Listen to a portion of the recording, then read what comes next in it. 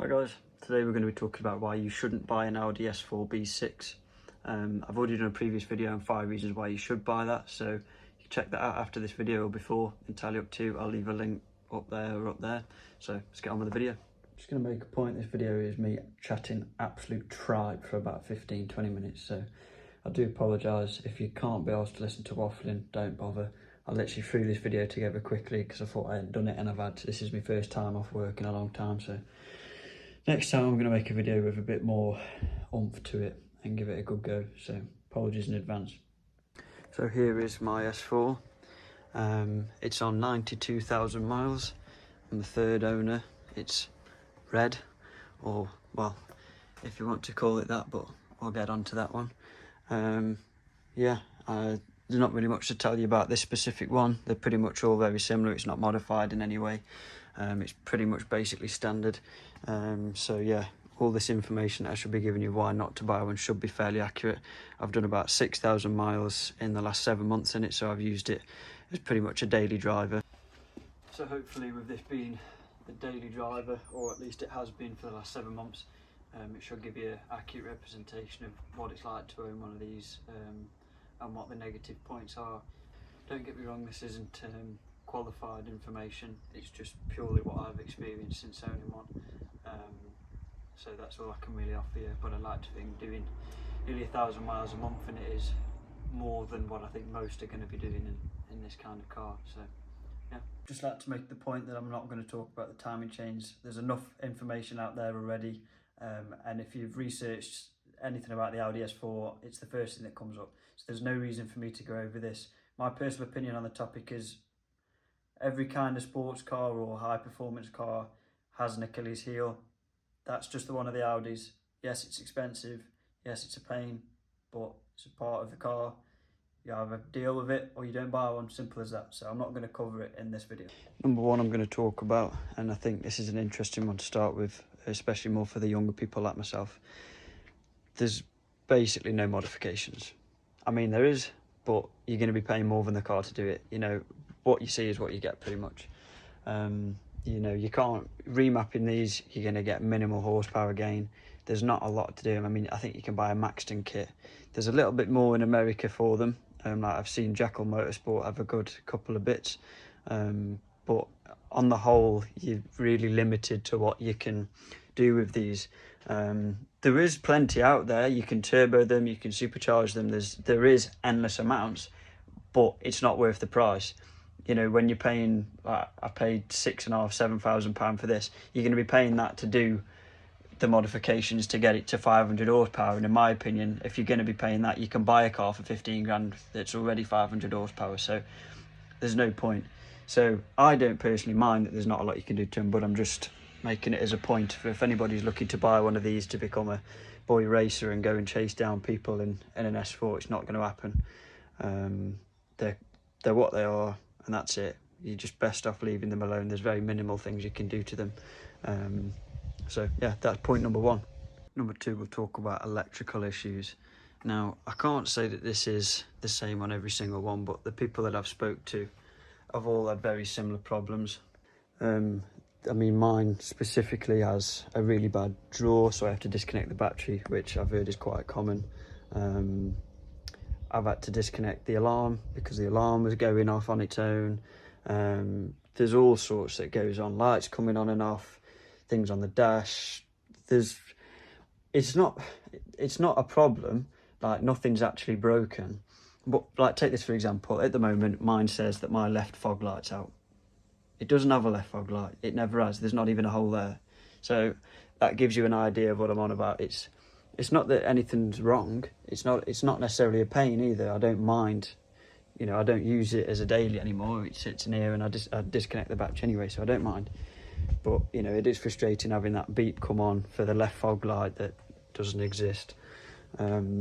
So yeah, electrical issues is number two. My dad had a S6 of the same generation which had similar problems. There's like a control module in the passenger side footwell. I think that's the problem, but I've heard it's not really a pleasant job, so I'm not going to bother. I'm just going to leave it as it is for now.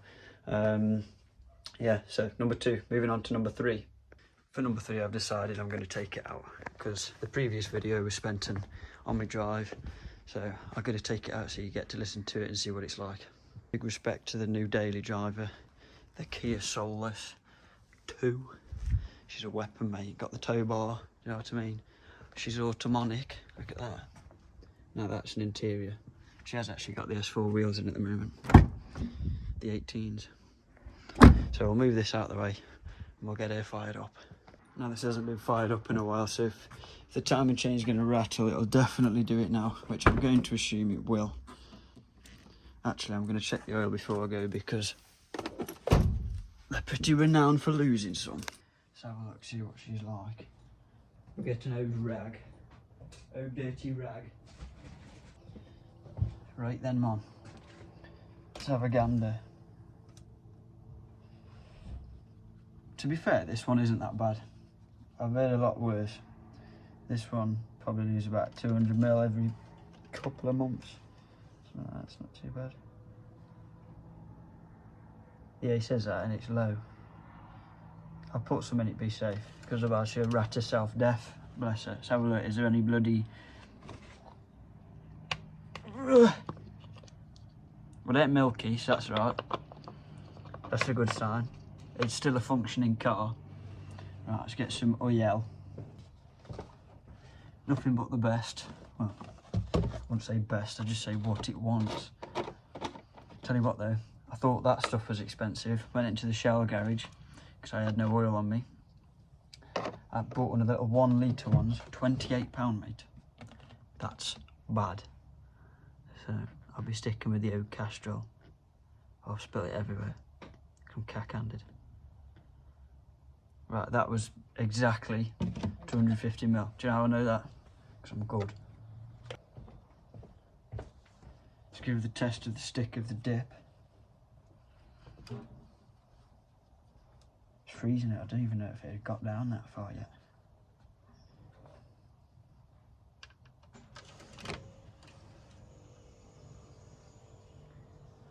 It ain't even moved, but stuff it. It'll do. It's had some, hasn't it? We've got evidence. So we'll fire it up. See? Bit of fog light. Hey up. Radio's kicking off. Some of you will have noticed if you're from the first video that I have actually got rid of my head unit and put the old nav back in. Cut a long story short, it was wank. So if anybody wants it, it's in the drawer down there. You can have it for 100 quid. I paid 200 quid for it. Shut that up for a minute. Right, I think she's done all the checks. She's out of gear, she's in neutrally. Let's have a go.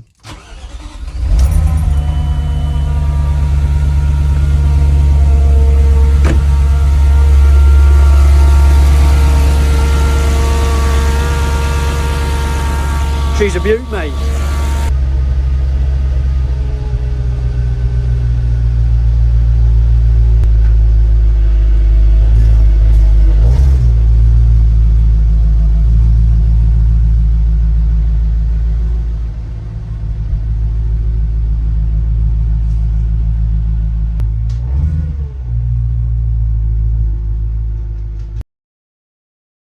She is sitting a little bit monster trucky on these, but we'll sort it out soon. Back's not too bad, it just rubs a little bit. So, but yeah, I thought I'd bring her out. It's quite a nice treat, to be fair. I don't use it as often now and it makes you feel a little bit nicer and faster. So it's always nice to get in this, especially out of that Kia. Plastic and horrible, whereas this is actually quite well made. You've got your Recaros. Shouldn't really be doing this. This is 5 reasons why not to buy one, but I'm actually convincing you to buy one. So we'll continue with point number 3. Point number 3 is actually quite relevant to the timing chain. Not about the timing chain, but it is about the timing chain. It's about the fact that nobody wants to do it. You're very limited on that. No one wants to do it. I've taken it to multiple Audi specialists and they all turn it down. Not that this needs doing, I've just gone and to see what, you know, get a quote. I know there's that VAG technique that'll do it, but trying to get people to work on these has been quite difficult in my experience anyway. I can't say it's the same everywhere else, but I've just really struggled for people to touch this, and to be honest, part of that is because I don't want some monkey touching it. I want someone that's quite good. But yeah, people don't really want to work on these because they are awkward. Your normal parts, obviously your brake pads and everything like that, that's fine, but I'm on about the more, what's the word, in-depth work. I mean, I'm sure most of you on here will change your oil and everything like that yourself anyway, so that's not a problem. But yeah, getting people to do big jobs for you, people don't really want them. That's just my experience. So that's point number 3. I'm gonna have to apologise for this one. You are going to be in portrait, not landscape, because I haven't got a landscape phone holder. So number 4 is that behind you, sagging headliner. Now you'd think that that's not really that much of a problem to make a whole reason about just a headliner, but in my opinion that's such a naff job. Like nobody wants to be stripping the roof off the car. It's just rubbish. Do you know what I mean? When you watch all these films of people, cars braking, they're always brake in a cool way. The S4 will not brake in a cool way. It will always brake in something that just annoys you, like the headliner. So, and it is super common. Not even, to be fair, it's not even just common on these, it's common on all Audis from this generation. So yeah, just be wary of that one. At least it gives me an excuse to get it done in Alcantara. So a bit like my steering wheel. So that's point number 4. To be fair, I'm starting to realise that there's not actually that many bad points of owning the car, other than the obvious ones like the fuel economy and the timing chain. I'm trying to think of things, you know, I've wrote stuff down, but it's all a bit like, well, every car has bad bits, you know what I mean? Like there's an Audi TT in front of me, fantastic car, but nowhere near as useful as this for the space. So is that a negative, is it a plus? It all depends on the car, and I think that's the story with this S4, is it depends on the car. You know, the Avant's going to be a bit more practical than the Saloon, and I personally think they look better. So yeah, I'll think of something for number 5, but before I do that, I am going to wind the window down. I don't know what you'll be able to hear, but hopefully it's alright.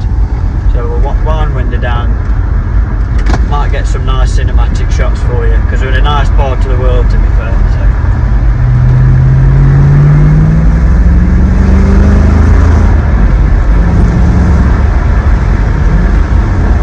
Don't want to go too fast neither, because these are country lanes. There'll be a like Toyota Aygo on the wrong side of the road, I can guarantee it.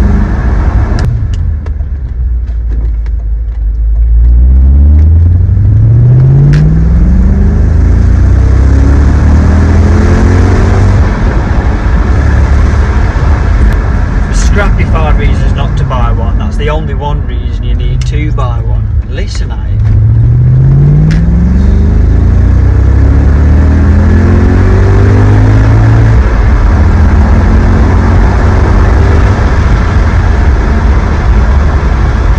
I hope that's not just wind noise to you. Yeah, literally Yaris, what I've just said, mate, it's flying around the corner like an absolute loon.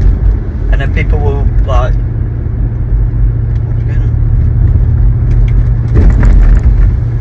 sunroof just closed by itself. That's point number 2 or 3 or something about them bloody electrical problems. That's what I'm on about. It's on crack, mate. And number 5, I'm not going to call it a bad point, I'm just going to use number 5 as a point of what it's like to live with an Audi S4 if you're considering buying one. Is it for you, is it not for you? And I dailied it. I've literally just bought that Kia, so I've been dailying it for like the last 6 or 7 months, and what I can say is it's a brilliant car. It's practical. You know, obviously, especially in the estate form, you've got lovely seats, heated seats, lovely back seats. You've got loads of space in the back. Obviously, they fold down. You've got your ski hatch, so it's a very practical car. So in that aspect, it ticks all the boxes.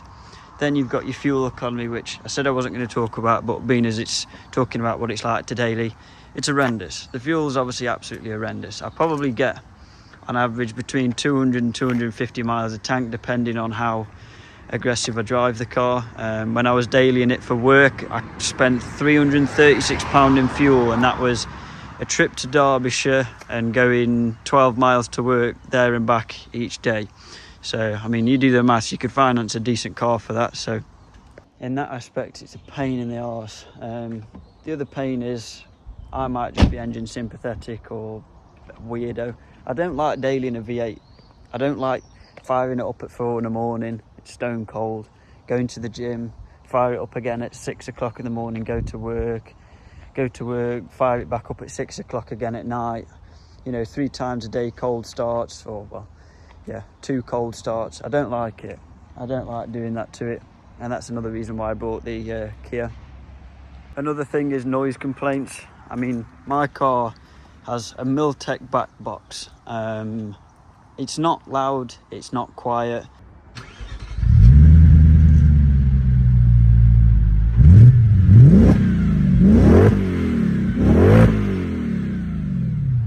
It's just right in my opinion. It's loud enough so people know what's going on, but quiet enough that it doesn't always upset people. I've just moved house literally a couple of days ago, and everyone else seems okay with it. But my previous neighbours were not a fan, which I can understand at 4 o'clock in the morning. It's not the nicest thing in the world, but I was as respectful as I can with it, and they still weren't very happy. So the thing is with a V8 is they're not loud, but they hum, so they vibrate the house, and no matter where you are, you're going to hear it.